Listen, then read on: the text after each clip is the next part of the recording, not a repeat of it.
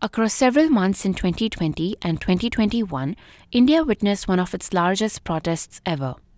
3 farm laws passed by the Parliament of India received major pushback from farmers around the country, with many of them mobilizing in Punjab and heading to the capital, New Delhi. The farmers were denied entry into the city and were stopped at Singhu, a village at the Haryana and Delhi border.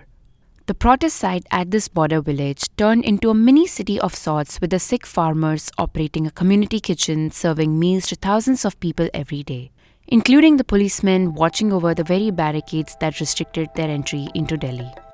We have with us today philosopher and social anthropologist Sarover Zaidi to talk about the material cultures of this protest site and how the simple act of serving food has the radical effect of uniting people over a cause.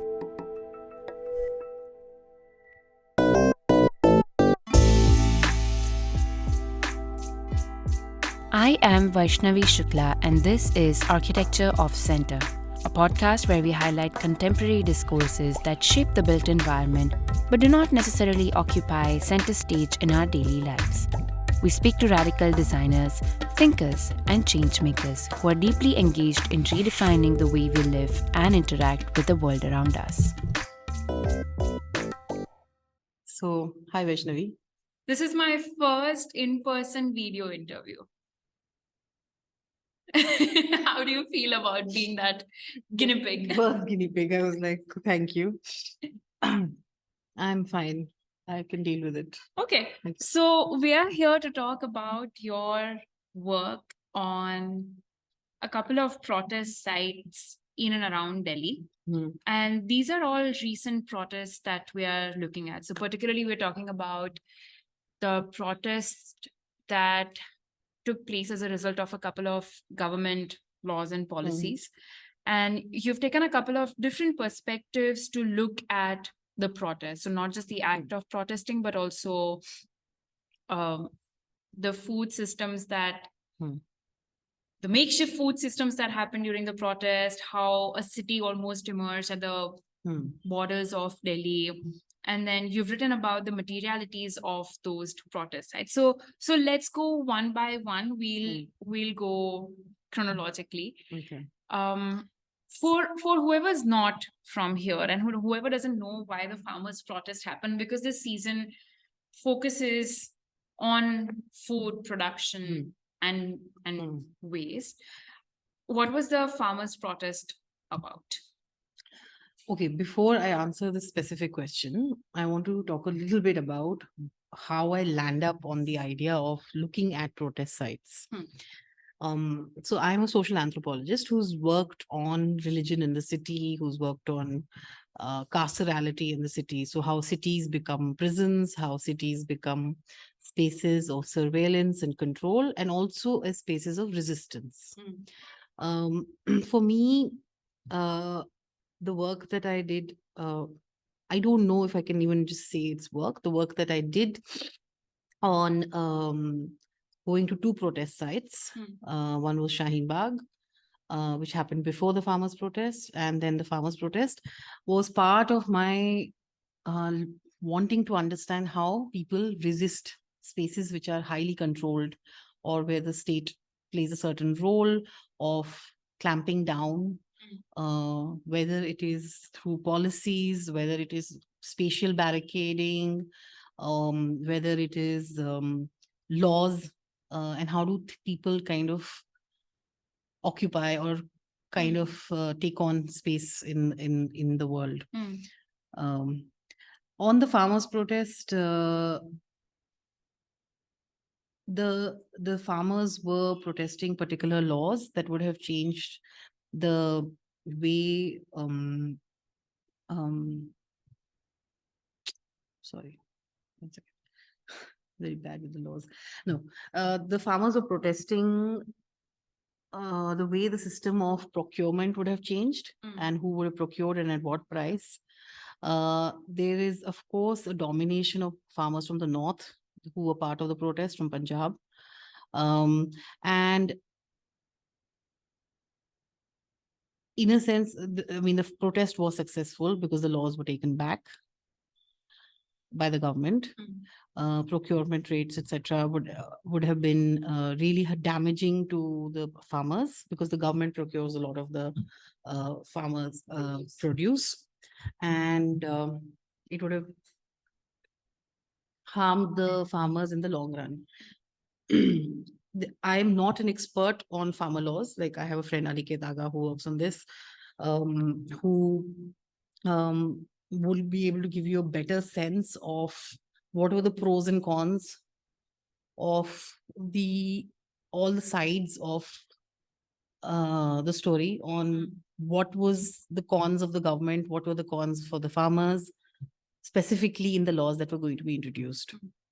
My interest was at primary level was at the fact that there is such a huge protest that has arisen on the highways of Delhi. And I went into it much more as someone who is interested in how people generate spaces of resistance.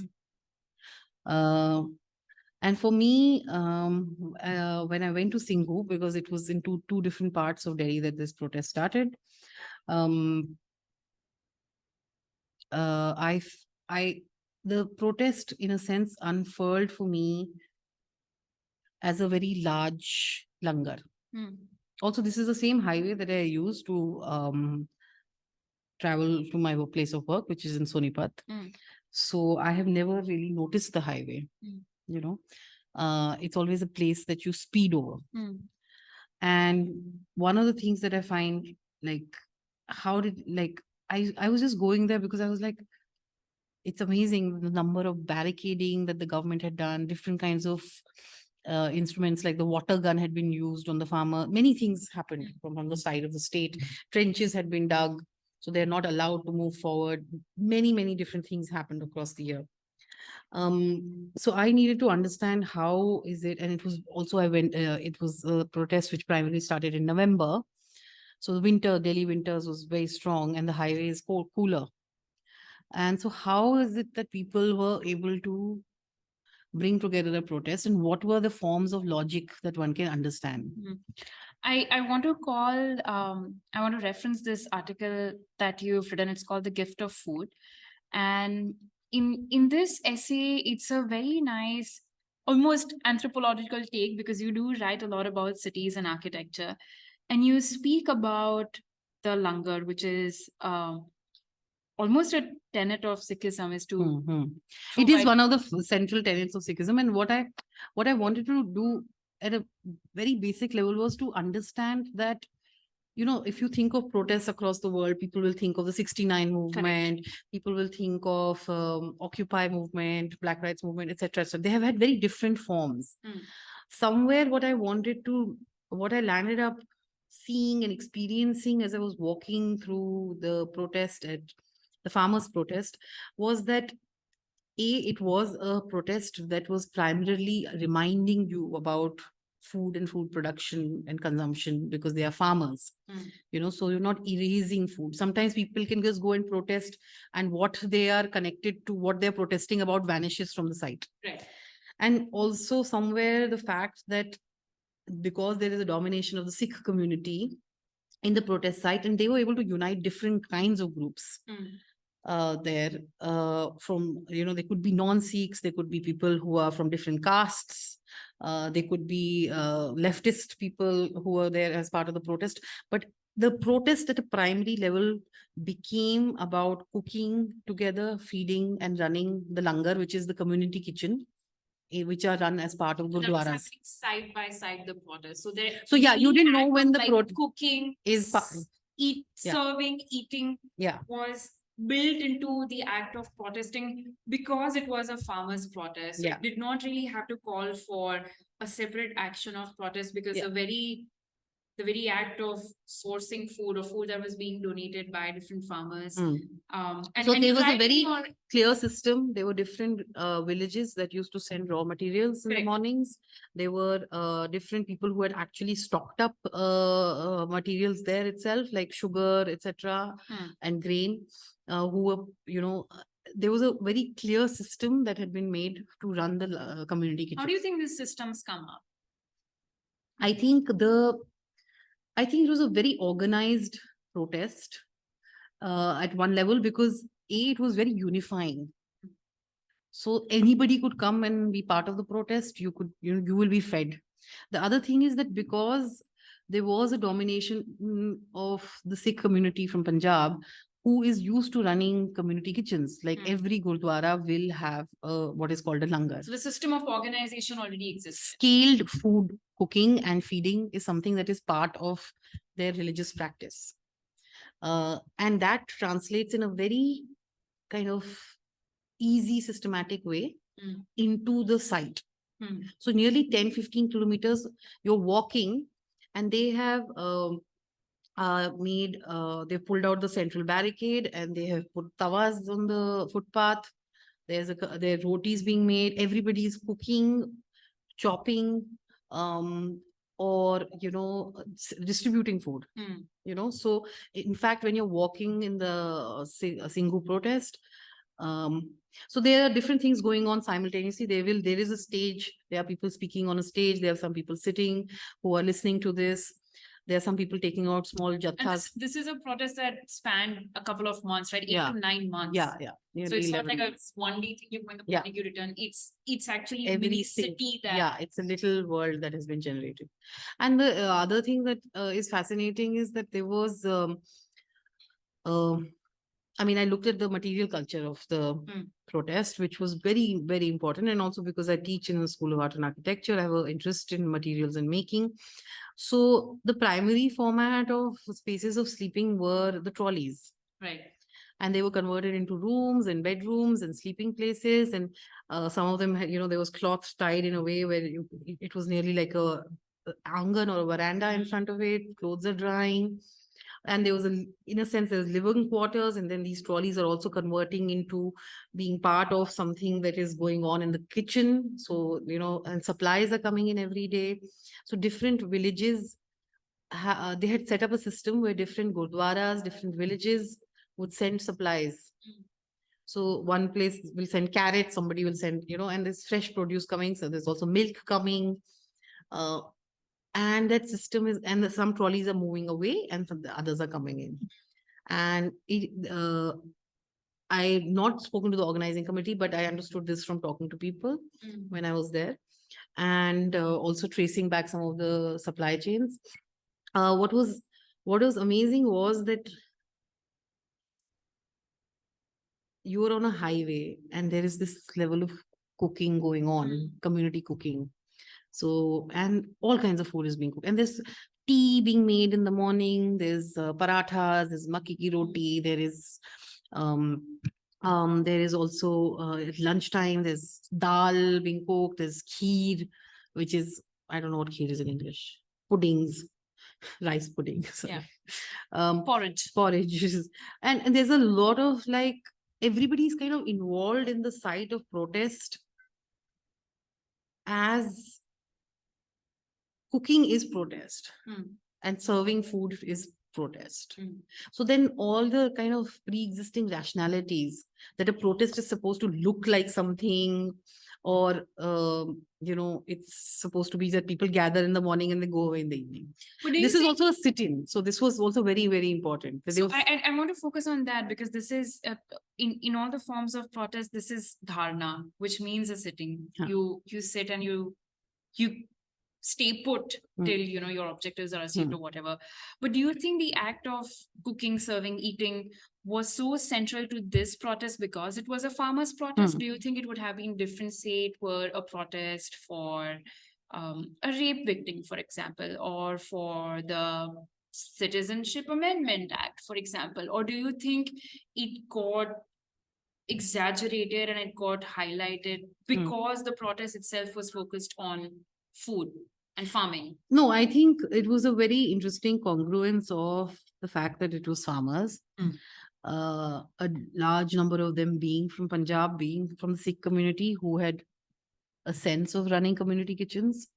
The fact that they were coming and being blocked at a highway. So they had to kind of figure out a way of surviving, living on the highway rather than turning back, because they also had a particular aim. They wanted to enter Delhi, etc., etc. At different points, they had different tactics. and to sit in and to remind people that we are farmers, that we will cook and serve you food, and that food is such an important part of this country. So somewhere it was a kind of a synchronicity of many forces that comes together that creates a certain uniqueness to the protest, which makes it distinct. And it's also interesting that during the CA&RC protests in Shaheen Bagh, a lot of farmers came from Punjab and ran some of the community kitchens. And it was very interesting because then some women from Shaheen Bagh came here to help them. So there was, though the Shaheen Bagh was not a langar-based protest, it was a very different protest. It was a women's-based protest. So, but yeah, there is a sense that the presence of feeding, cooking, distributing, and the continuity of food. But in your essay and your study, something that I found very, very fascinating and very contentious and also filled with tension was the fact that in this protest, because it was people versus the state or the farmers versus the state, and there was a lot of restriction and control that was exercised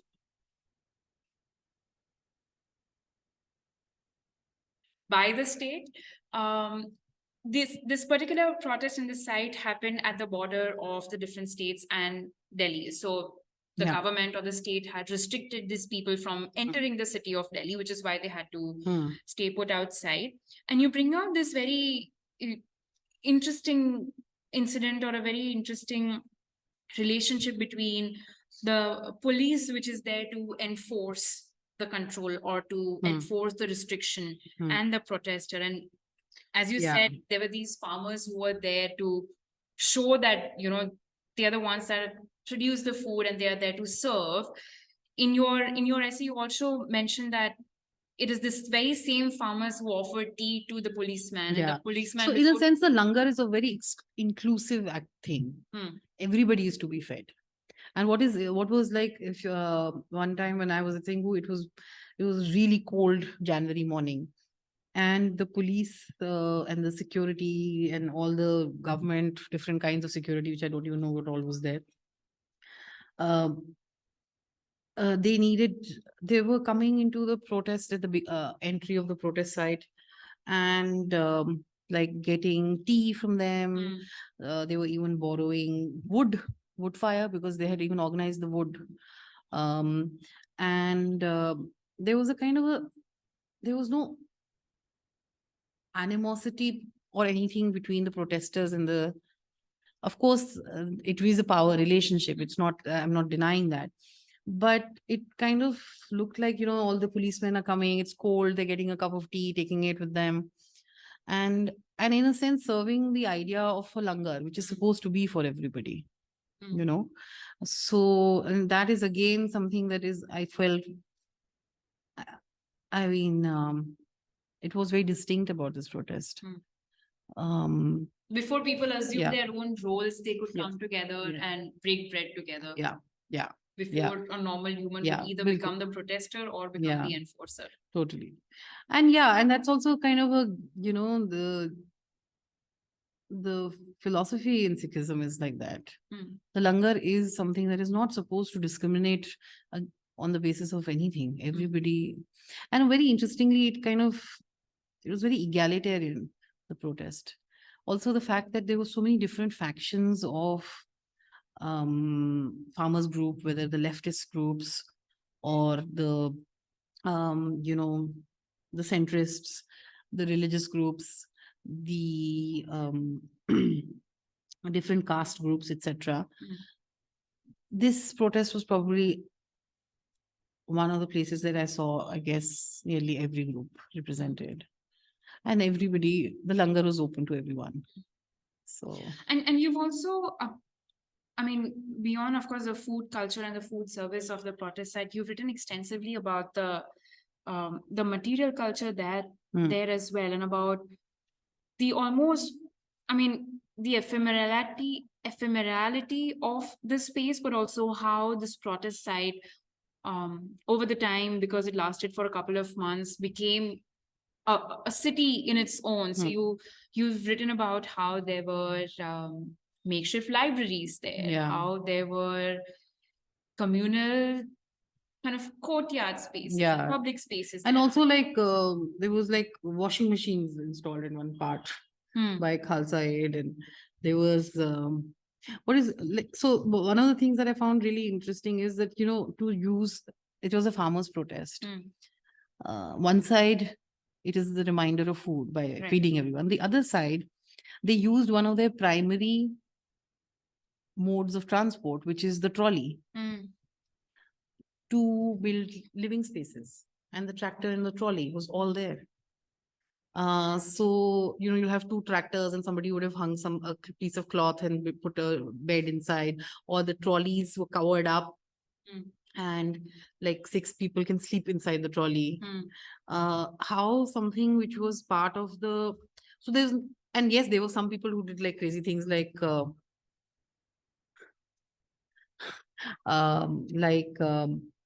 you know, get a container and build it, etc. But a majority, or 80% to 90% of the built space, the built environment of this place was based on farmer modes of transport, you know, where they store things, how they get things to the city, to the mandi. You know, those are the things that they used and adapted into living spaces. I mean, to think that, you know, that the cold winter and the, you know, the iron trolleys, and then to, you know, they used to put in lots of razais, blankets, and they were really warm spaces. There was a certain warmth through the protest, which was of course also related to being constantly fed and taken care of. You know, you did not feel like you or it had a sense of being a courtyard, of being a langar, of being, you know, there was a sense of familiarity. And to imagine then suddenly that you're actually standing in the middle of A highway. a highway with 10 kilometers of farmers' trolleys parked there and tractors is like amazing, because cloth and food and all of that was softening that whole protest side. Now, my question as an architect and somebody who is interested in just learning more about the organization of these places. Of course, Rahul Mehrotra writes a lot about the ephemeral city in relation to the Kumbh and what goes into the planning of the Kumbh, and how, you know, once the event is done, everybody just packs up and leave. I'm curious to know if you had the chance to even map what the site was once the protest wound up. So once the protest objective had been achieved and people, you know, packed up the trolleys and left, what was that site like after that? Did it just go back to being normal? Did you see a shift in places? Were there new economies that had popped up around the protest site? Interestingly, new economies popped up in while the site was on. So you had people, all little shops, people setting up little shops across the site. All of which has vanished. And this is again, as I said, this is the highway I take to work. And once the protest was over, what I saw and was that there was no sense of it went back to the old highway, except the government is now like constructing flyovers in that space. But that would not have been consequential to the protest, right? Was it just like something that was already planned? Or? I think there is a sense that this should not happen again. And I think the flyover idea in that area is somewhere that, okay, if there is a protest, then let it be under the flyover and not over it. And that kind of anxieties, I think governments always have. But this, it did affect local economies because there were groups around, and it's a highway, so it's not like there was a town around per se. There are these small shanties and small villages on the highway, which had been very helpful to people, it seems. That's what was written in a lot of newspaper reports. But it just completely vanishes. Like No trace. No trace. So people actually like picked up their stuff, picked up Yeah, the trash, and just wiped it clean. there was a very strong system of because there was food production happening, so there was trash produced. They had organized a lot of ways of getting rid of trash, etc. um but yeah, there was no sense of it. Was just all gone. You think food, and I think there was something inbuilt in the system of this kind of a protest where they uh the farmers, they kind of knew they've come with their things. Some of them had come packed with stuff, grain and sugar for 10 months. And they said, we're not leaving till the, farm laws are changed. But what was interesting is that there was a sense of a lot of older farmers were also there. There was a sense of they were not there to take over anybody's land or space. They just needed their point to be made. So like uh, a scholar, historian from Punjab had said that, Delhi, the Sikhs have always had, Punjab has always had issues with the rulers of Delhi, not the people. So, so he recounted about like the wars with the Mughals, with Aurangzeb especially. Then he said, then we had issues with, so this the Satta, which means the one who is in power in Delhi. So, and then, well, with Indira Gandhi, they had issues. So they were like, we've always had issues with the person who comes to power in Delhi, but we don't have not the people. So, and there's a kind of a very clear sense of that you have to get certain things done.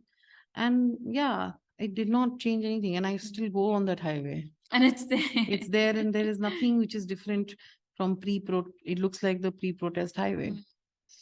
So before I ask you the last question, I just want to read two lines from how you end one of your essays, and you say, in regards to the protest side and the material cultures of the protest side, you said, and I quote, dissent is served as a hot cooked meal, as a tea, and as a humbling reminder of the work and life of the farmers.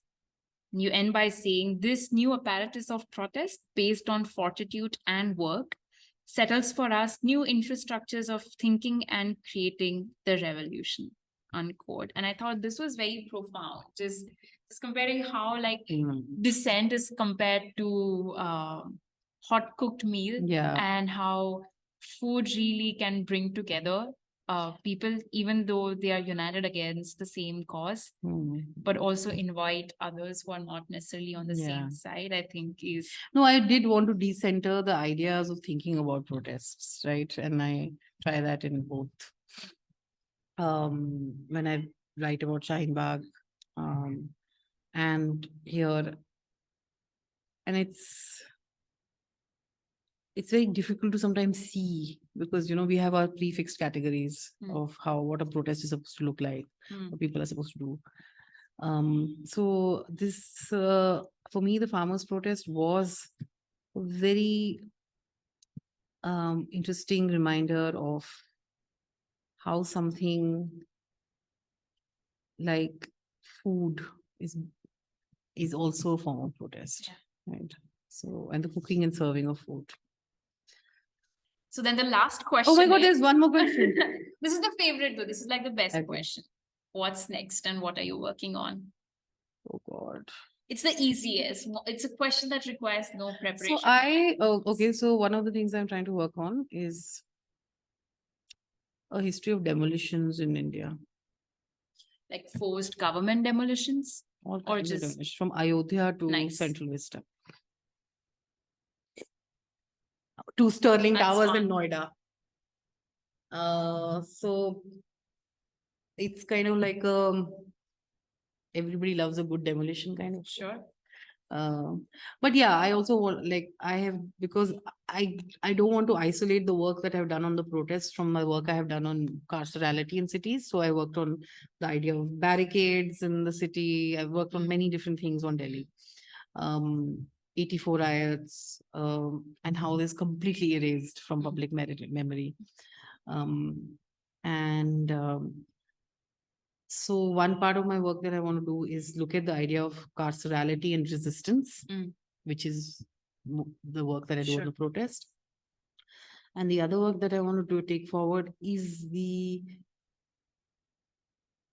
relationship of demolitions.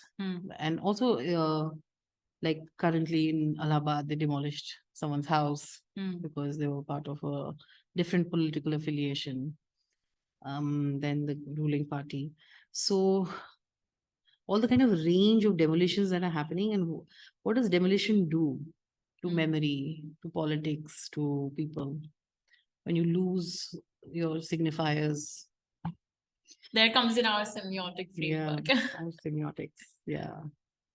Well, this was awesome. So thank you, Sarover. Yes, thank you. For being in Ahmedabad and thank you for inviting me to Ahmedabad and being your first video person. What is it called?